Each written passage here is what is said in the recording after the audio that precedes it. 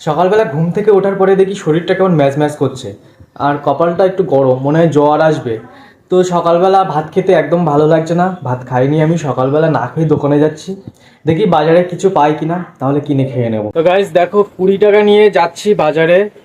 বাজারে নাকি একটা নতুন দোকান হয়েছে খাবারের, তো দেখি কিছু পাওয়া যায় কিনা।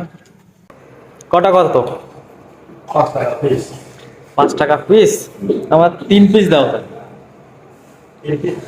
হবে না নিতে? না, নিয়ে যাবো আমি।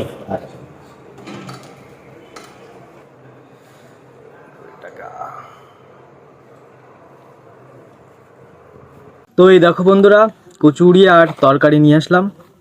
5 টাকা করে পিস নিয়েছে, আমি 3 পিস কচুরি নিয়ে এসেছি। তো বাজারের খাবার আমি কিন্তু সব দিন খাই না, তো মাঝে মধ্যে এরকম একটু হলে ভালোই লাগে। একদম নরম কচুরিটা, আর তরকারিটা কিন্তু সেই ভালো লাগছে।